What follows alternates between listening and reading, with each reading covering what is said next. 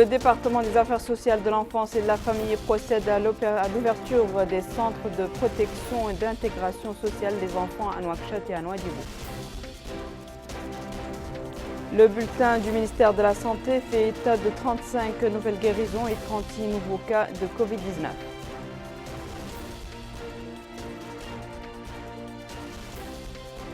Au Gorgol, les travaux champêtres ont débuté à la faveur des bonnes précipitations et les agriculteurs souhaitent le soutien des pouvoirs publics.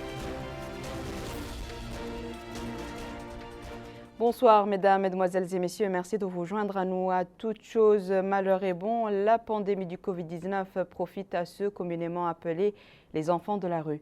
Pour les prémunir de cette maladie et autres dangers qui les guettent, le ministère des Affaires sociales de l'enfance et de la famille a décidé d'ouvrir exceptionnellement les centres de protection et d'intégration sociale des enfants destinés justement à accueillir aussi bien les enfants mauritaniens et étrangers qui partagent un dénominateur commun, l'abandon ou la précarité au sein de leur famille. Le ministère est soutenu dans cette entreprise par l'Organisation internationale de la migration et l'ambassade des États-Unis en Mauritanie à travers l'équipement de centres et la formation des travaux sociaux. Abdelrahman Hamad. Par ces journées étouffantes de la saison de l'hivernage, rares sont les Nouakchottois qui ne seraient pas heureux de pouvoir se rafraîchir au bord de la mer pendant le week-end ou les fêtes. Mais la question de sécurité reste l'un des problèmes majeurs qui persistent sur nos plages.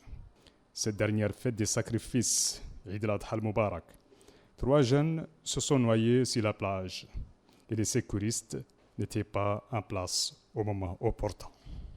La cause principale de ce genre d'accident est le manque de vigilance, a indiqué ces citoyens, qui expliquent que la principale raison des noyades et l'inconscience de nombreuses personnes persuadées de savoir très bien nager, appelant les pouvoirs publics à mettre sur les plages des équipes de la protection civile équipées et prêtes à intervenir.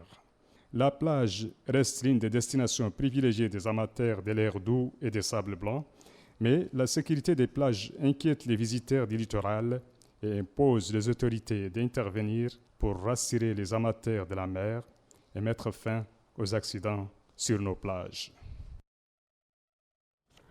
Je vous invite à présent à prendre connaissance de la dernière situation épidémiologique relative à la pandémie de Covid-19 dans notre pays à travers le bulletin quotidien du ministère de la Santé.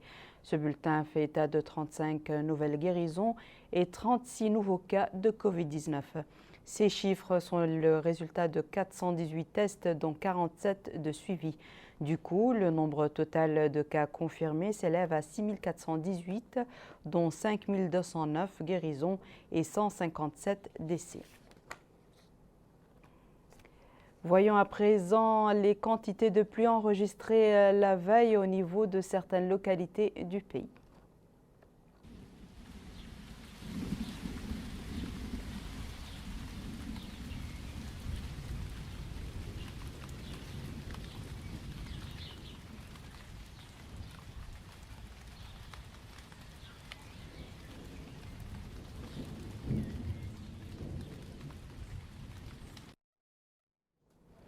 Le commerce électronique devient de plus en plus l'apanage de nombre de jeunes qui mettent à profit les réseaux sociaux pour faire connaître au grand public leurs produits. Abdullah Damaba a fait une incursion dans ce monde. L'avènement des nouvelles technologies de l'information et de la communication offre une nouvelle dimension au secteur commercial et ainsi, avec les facilités qu'offre l'Internet, les vendeurs peuvent présenter les différentes gammes d'articles dont ils commercialisent à un public susceptible d'acheter ces articles. Des portails de commerce électronique sont mis à profit dans ce cadre, en plus des réseaux sociaux qui constituent des plateformes pour pouvoir accéder à un nombre important de clients. Ce vendeur affirme avoir commencé à explorer les facilités offertes par le e-commerce en 2016, ce qui, souligne-t-il, coïncide avec l'évolution du commerce en ligne au niveau mondial. Il a précisé qu'il trouve des clients qui sont intéressés avec les produits qui sont en ligne. Ces derniers, dit-il, disposent aussi des informations relatives à ces articles et le coût sans se déplacer. Ce client, adepte du commerce en ligne, affirme faire ses achats par le biais de l'Internet. Il déclare voir les articles via Facebook avant de se présenter au niveau de la boutique pour procéder à l'achat de ce dont il a besoin. Le e-commerce est un créneau porteur. Il offre des facilités aux vendeurs et permet de limiter les mouvements incessants au niveau des commerces, particulièrement en cette période caractérisée par l'existence du coronavirus. À Kaïdi, l'heure est aux travaux champêtres à la faveur des bonnes précipitations. Notamment, les agriculteurs s'attendent à une année agricole réussie, mais souhaitent un accompagnement des pouvoirs publics. La digue de protection de Kaïdi et l'ouvrage hydraulique sont en voie de disparition. En face de ces deux ouvrages, l'on aperçoit plus de 2000 hectares aménagés pour la culture du riz. La campagne agricole a démarré depuis quelques semaines et les agriculteurs déplorent déjà le manque de semences et d'intrants. Ce paysan a souligné qu'ils ont commencé à cultiver le riz depuis un mois, mais ils rencontrent quelques difficultés qui sont dues au retard qu'ils accusent dans le paiement de la dette agricole. L'État soutient ces agriculteurs à travers un fonds dédié au crédit agricole, des prêts que beaucoup d'agriculteurs peinent à honorer. Cet autre cultivateur a quant à lui déploré les dégâts commis par les animaux dans leur périmètre, faute de grillage. Il demande de l'aide aux autorités. Les responsables du secteur de l'agriculture à Kaïdi ont affirmé que tous les matériaux et les équipements sont disponibles pour le démarrage d'une bonne campagne agricole cette année à Kaïdi. L'ancien barrage de Kaïdi, créé en 1977, continue de fournir des services. Cependant, sa capacité n'a pas augmenté. Les experts du secteur ont prévu pour cette année une bonne campagne agricole. Nous restons dans la capitale du Gorgol, dont le centre hospitalier vient de déclarer la rémission du dernier patient qui avait contracté le Covid-19. Pour autant, les autorités publiques et municipales continuent d'appeler à la vigilance et surtout à poursuivre l'opération de nettoiement de la ville afin d'endiguer toute situation favorable à la propagation du Covid-19 et du paludisme. Malika Naqli. Le centre hospitalier de Kaïdi annonce le dernier cas de Covid-19.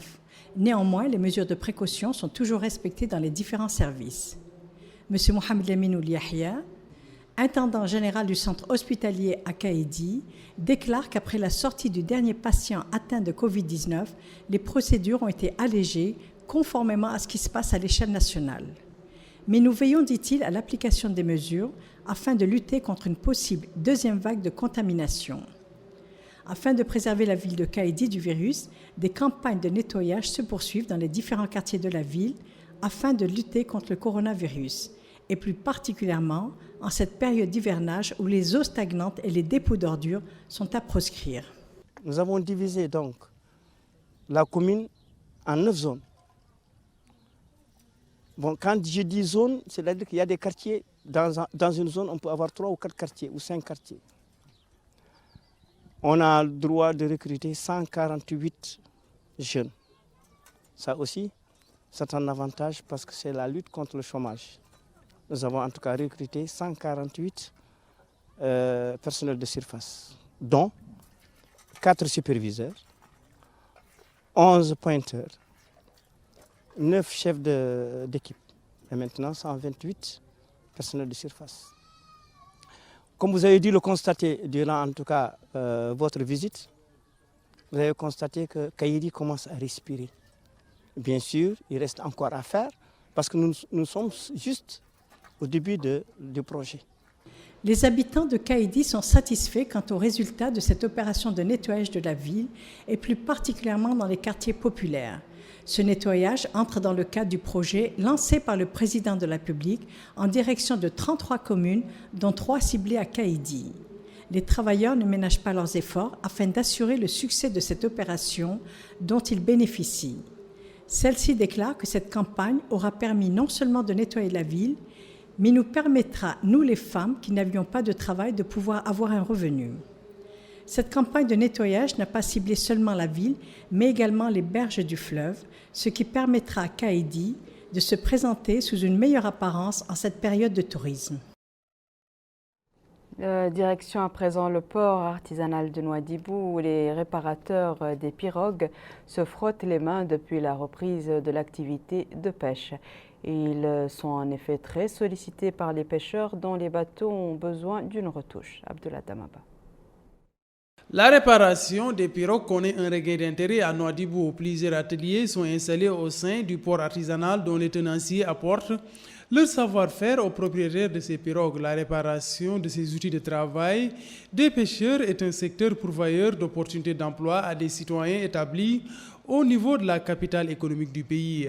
C'est le cas de ce dernier qui indique qu'il dispose de plusieurs jeunes qui sont actifs dans le cadre de ce métier. Il demande l'appui de l'État pour continuer à œuvrer dans l'optique du développement du pays. Cet autre tenancier d'un atelier de réparation de ces pirogues affirme qu'ils font beaucoup de travail dans le cadre de l'appui à la pêche artisanale. Au niveau de ces ateliers, indique-t-il, on trouve au moins 10 personnes qui accomplissent ces tâches de réparation de ces pirogues défectueuses. Ce propriétaire de pirogue a eu à bénéficier des services de ces réparateurs. Il affirme qu'ils viennent de terminer les travaux de réparation qui ont permis à son outil de travail de faire peau neuve. Il demande à l'État d'aider ces derniers afin qu'ils trouvent un endroit adéquat et calme où ils peuvent s'acquitter convenablement de ces tâches.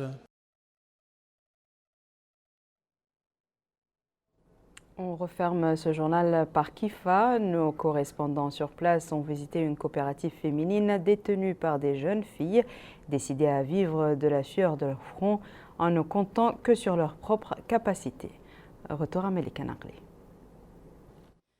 Cette explosion de couleurs chaudes, fruit du génie créateur de cet artiste, donne aux objets de la vie quotidienne un plus, une beauté et un sens aigu de l'esthétique, tout en pérennisant notre patrimoine culturel matériel.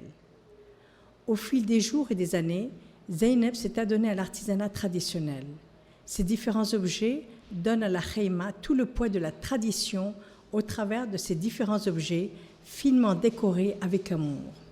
Cette gardienne du patrimoine déclare qu'elle et tous les hommes et femmes qui travaillent dans l'artisanat avaient un rôle prépondérant au sein de la Mauritanie profonde et sur l'ensemble du territoire national. Car c'est ces différents objets traditionnels qui vont décorer les maisons et les khaymas. Dans les maisons, le coussin en cuir teint était de rigueur. Dans la bédia, nombreux sont les objets traditionnels utilisés. En dépit des transformations du style de vie des populations, de la sédentarisation et des changements de mentalité, cette gardienne du savoir-faire artisanal traditionnel reste fidèle à son attachement à la tradition. Elle continue par le travail de ses mains à perpétuer la tradition pour le plus grand bien du patrimoine culturel mauritanien. Nous continuons, dit-elle, à travailler dans l'artisanat traditionnel. Nous avons ouvert des boutiques, nous avons des clients, les gens continuent à acheter des objets traditionnels. La perpétuation de la tradition, quoi de mieux pour préserver l'identité nationale? Voici à présent, mesdames et messieurs, le rappel des titres.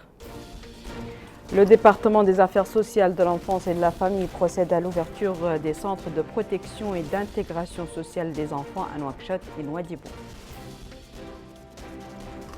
Le bulletin du ministère de la Santé fait état de 35 nouvelles guérisons et 36 nouveaux cas de Covid-19.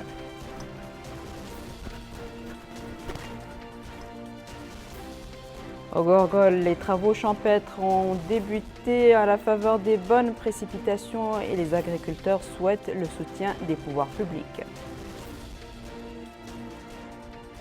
C'est la fin de ce journal, mesdames et messieurs. Merci à vous de nous avoir suivis. Merci de votre fidélité. On se retrouve demain à la même heure, Inch'Allah.